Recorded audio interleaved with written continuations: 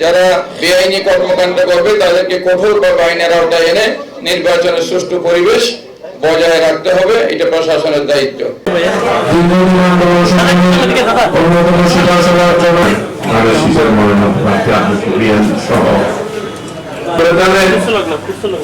আমরা একটা দীর্ঘ সংগ্রামের পথ করি, অনেক রক্ত ঝরেছে, গুম হয়েছে, খুন হয়েছে, আবার বৃদ্ধ বনিতা, নারী, পুরুষ, বিএনপি নিজের জীবনকে বিসর্জন দিয়েছেন, মৃত্যুকে আলিঙ্গন করেছেন, কিন্তু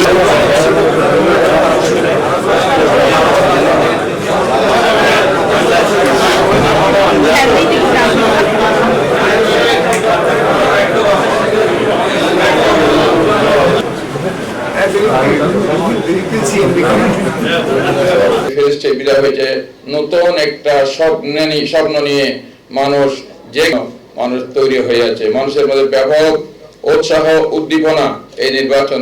আমরা এটাকে জনগণের পবিত্র আমানত হিসেবে আমরা নিতে চাই।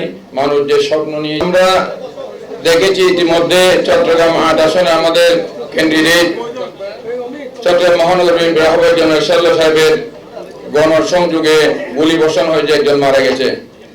তারপর ঢাকার ওসমান হাদি সন্ত্রাসীদের গুলিতে উনি শাহাদত বরণ করেছেন। তো আমরা এই সমস্ত ঘটনা যে আমরা বিচ্ছিন্ন ঘটনা হিসেবে নিতে পারি না।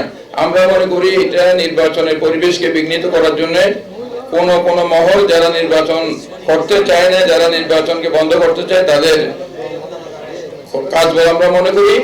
তবে প্রশাসনের প্রতি আমাদের আবেদন হবে, আহ্বান হবে, যারা অস্ত্রধারী, যারা সন্ত্রাসী, যারা বেআইনি কর্মকাণ্ড করবে তাদেরকে কঠোরভাবে আইনের আওতায় এনে নির্বাচনের সুষ্ঠু পরিবেশ বজায় রাখতে হবে, এটা প্রশাসনের দায়িত্ব। আমরা জনগণ হিসেবে, আমরা প্রার্থী হিসেবে আমরা যেটুকু সহযোগিতা প্রশাসনকে সেটুকু আমরা করতে চাই।